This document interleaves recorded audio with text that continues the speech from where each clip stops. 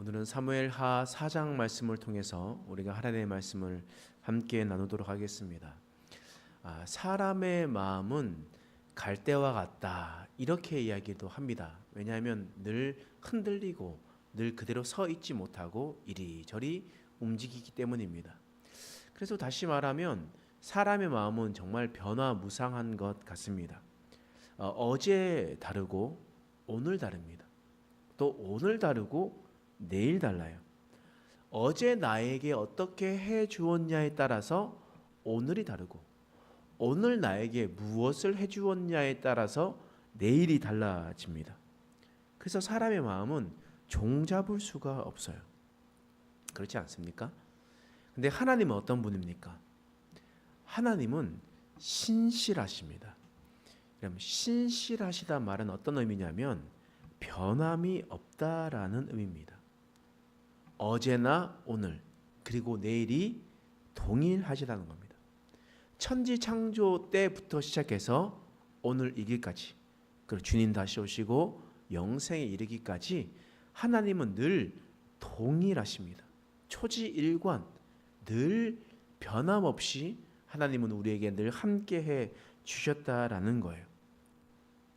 여러분, 그러나 하나님의 마음을 본받지 못했던 사람들은 늘 마음이 이리저리 바뀌게 됩니다. 우리가 지난주에 살펴봤던 사무엘하 3장의 말씀에도 나와 있지 않습니까? 여러분, 북이스라엘에 아브넬이라는 군대 장관 있었지 않습니까? 북이스라엘의 왕은 원래 이스보셋이었습니다. 사울의 아들 이스보셋이었는데 그러나 그는 허수아비 왕이었습니다. 물론 힘도 없었습니다. 오늘 본문의 말씀을 읽어보니까 아브넬이 죽었다는 말에 손이 맥이 풀렸다라는 것은 이제 아브넬이 없으면 나 어떡하지? 라는 마음을 가지고 있었다라는 겁니다. 그러니까 아브넬 없이는 어떤 것도 할 수 없는 자가 바로 이스보셋이었다라는 겁니다. 그렇기 때문에 북이스라엘의 기득권, 군사력, 모든 것을 가진 것이 바로 이 아브넬이었습니다. 그런데 이 아브넬이 자신의 있었던 지휘권, 군사력뿐만 아니라 왕의 자리를 탐하려고 했었던 시도가 보였습니다. 그것은 사울의 첩과 통간하는 그런 일이었습니다. 고대 시대에 그 왕의 첩과 통간한다라는 것은 바로 내가 이 땅을 통치한다라는 의미와 같기 때문에 이 아브넬이 그런 행동을 했었습니다. 그래서 이스보셋이 어떻게 이렇게 할 수 있느냐 자신의 잘못을 꾸짖었습니다. 이스보셋이 아브넬의 잘못을 꾸짖었을 때에 이 아브넬이 어떻게 대응했습니까? 그 말에 몹시 기분이 상했습니다. 몹시 분하게 여겼다는 거예요. 성경에 보니까 내가 유다의 개머리냐 라고 표현하면서 그 말 들은 것 자체를 너무 싫어했습니다. 이유가 뭐냐면 자존심 상했다는 거예요. 여러분, 그 자존심 상했다는 그 말을 듣고 이 아브넬은 어떤 선택을 합니까? 유다로 내려가서 다윗에게 이 북이스라엘을 당신에게 넘기겠습니다 라고 얘기했습니다. 여러분, 아브넬이 어떤 사람이었습니까? 북이스라엘에서 목숨을 바치던 자, 북이스라엘 위에서 전쟁에서 목숨을 바치는 사람 아니었습니까? 그런데 이스보셋의 한마디에, 자존심 상하는 그 한마디에, 자신이 잘못했다는 그 말 한마디에 북이스라엘을 넘겨버리는 그런 일들이 일어나지 않습니까? 여러분, 또 군대 장관 요압을 보십시오. 아브넬이 다윗을 만나러 왔습니다. 그리고 난 다음에 다윗은 아브넬의 말을 좋게 여기고 그를 평안히 돌려보냈습니다. 후위를 도모하기 위해서 그랬어요. 근데 요압이 전장에서 다시 유다 헤브론으로 복귀를 했었을 때에 이 말을 들었어요. 다윗이 아브넬을 맞이했고 아브넬은 평안히 돌아갔다. 요압이 그 말을 듣고 몹시 실망했습니다. 다윗에게 실망했다는 거예요. 왜겠습니까? 요압의 감정을 헤아려 주지 않았기 때문입니다. 아브넬은 전장에서 요압의 동생 아사헬을 죽였거든요. 바꿔 말하면 요압은 북이스라엘의 군대 장관 아브넬이 원수였습니다. 그런데 다윗이 그 원수인 자를 잘 받아주고 평안히 돌려보내줬다라는 말 자체가 어떻게 왕이 내 감정은 신경 써주지도 않고 어떻게 나의 원수인 저를 잘 대해주는가 라는 생각을 했었다라는 거예요. 요압이 어떤 행동을 했습니까? 아브넬을 몰래 불러서 그를 가까이 이야기하는 척하면서 찔러 죽였습니다. 그 사건으로 다윗이 그리고 유다가 큰 위기가 찾아왔습니다.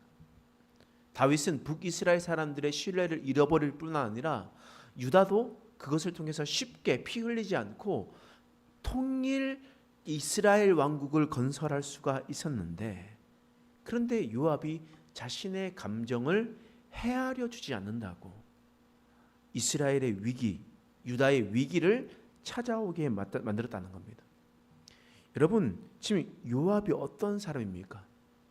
조금 전만 하더라도 다윗을 위해서, 유다를 위해서 목숨 걸고 전장에서 싸웠던 사람이었습니다. 다윗을 위해서 그리고 유다를 위해서 목숨 걸고 싸웠는데, 근데 하루아침에 자신의 감정을 헤아려 주지 않는다고 다윗과 유다의 위기를 가져오게 만들었다라는 거예요. 아브넬은 자신의 자존심을 거들었다고, 요압은 자신의 감정을 헤아려 주지 않았다고 하루아침에 변해버렸던 사람이었습니다. 그런데 하나님은 어떤 분이에요? 하나님은 신실하신 분이죠. 그렇다라는 것은 하나님의 사람으로 살아가는 사람은 어떤 삶을 살아가야 되겠습니까? 신실한 삶을 살아가야 되지 않겠습니까? 우리가 하나님을 닮아가고 예수를 닮아가고 살아간다라는 것은 바로 하나님을 닮아가는 삶. 아직 우리는 너무 부족하고 연약하지만 하나님을 닮아가는 사람, 그런 삶이 살아가야 되지 않겠습니까? 하나님에 대한 마음이 변하지 않는 사람, 자신의 감정으로, 자존심으로 하나님의 교회와 하나님의 나라의 위기를 불어넣지 않는 사람, 여러분, 그런 사람이 바로 하나님의 사람인 것입니다. 여러분, 오늘 본문의 말씀에 하나님의 사람이 나오죠. 한 사람이 바로 다윗이었습니다. 다윗에게 어떤 일이 있었냐면 오늘 사무엘하 4장 2절 말씀에 이런 말씀이 있어요. 읽어보겠습니다. 시작. 보에롯 사람 림몬의 아들 사무엘 4장 2절 3절입니다. 시작. 제가 잘못했나요? 죄송합니다.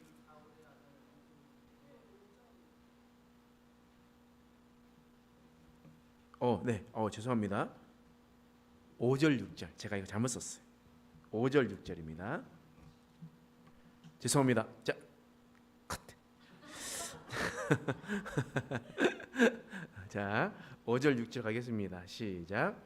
부에롯 사람 림몬의 아들 레갑과 바하나가 길을 떠나 볕이 쬐을 때쯤에 이스보셋의 집에 이르니 마침 그가 침상에서 낮잠을 자는지라. 레갑과 그의 형제 바하나가 밀을 가지러 온 채하고 집 가운데로 들어가서 그의 배를 찌르고 도망하였더라. 지금 레갑과 바하나라는 사람이 있어요. 근데 이 레갑과 바하나가 이스라엘 왕 이스보셋이 낮잠을 잘 때 몰래 집에 들어갔어요. 그리고 이스보셋의 배를 찔러 죽였습니다. 그리고 목을 잘랐어요. 그리고 이스보셋의 머리를 들고 누구를 찾아갔냐? 다윗을 찾아갔습니다. 그 머리를 본 다윗이 어떤 마음이 들겠습니까? 여러분이라면 어떤 생각이 들겠습니까? 지금 자신과 계속해서 전쟁을 했어요. 지금 7년 6개월 가량을 지금 이스라엘과 계속 전쟁을 했단 말이에요.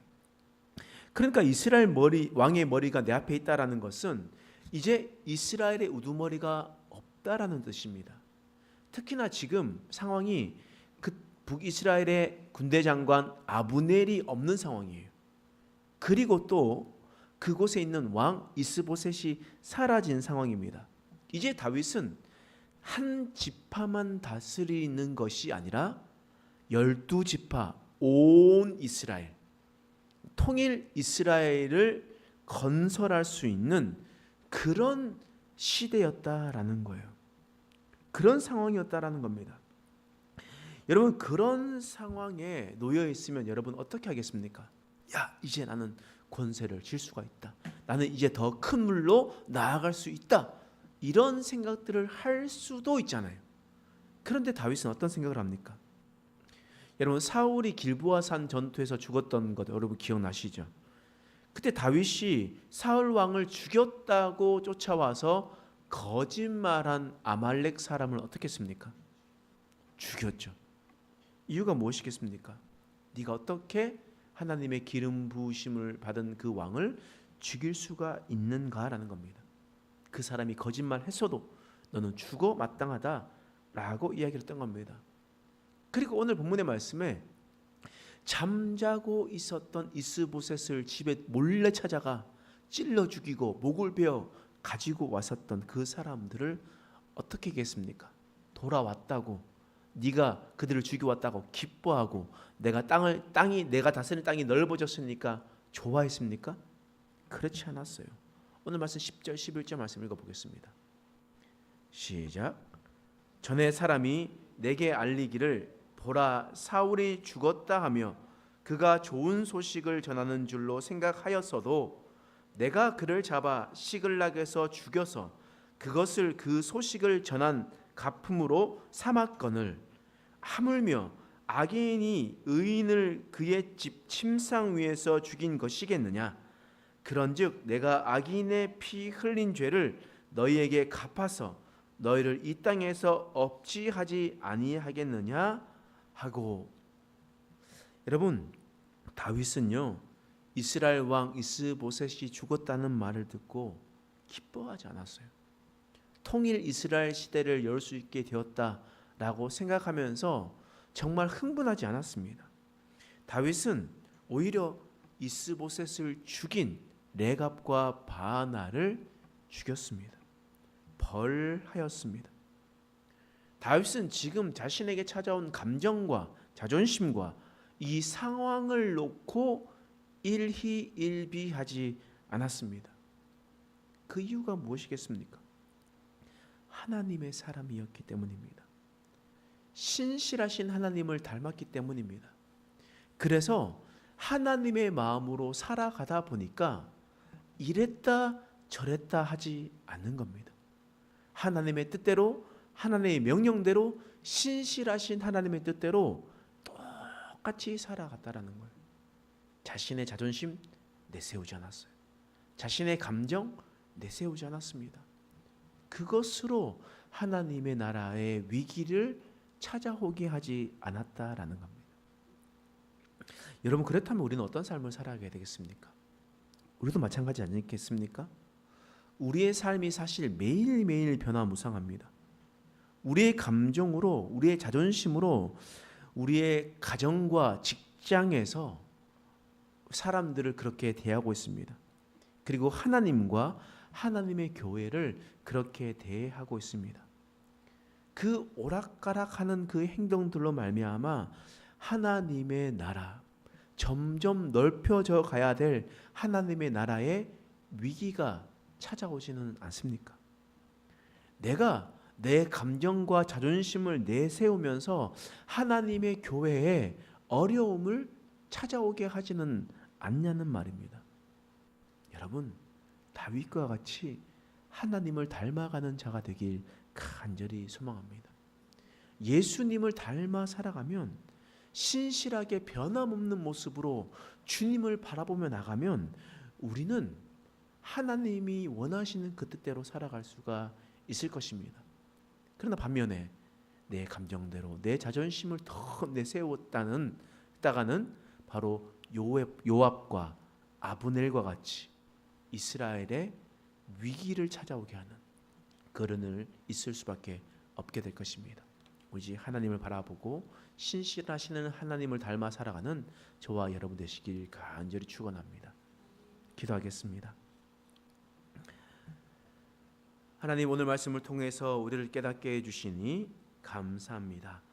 하나님, 우리가 혹 이 세상을 살아갈 때 요압과 같은 모습으로, 아브넬과 같은 모습으로 살아가고 있지는 않습니까? 하나님, 이제 우리의 마음을 돌이켜 하나님을 닮아가는 자들이 되게 하여 주시옵소서. 다윗과 같은 마음으로 하나님의 사람이 되어 하나님의 교회와 나라에 확장되는데 하나님, 우리가 이바지하고 힘이 되는 자들로 세워지게 하여 주시옵소서. 감사드리며 예수님의 이름으로 간절히 기도드립니다. 아멘.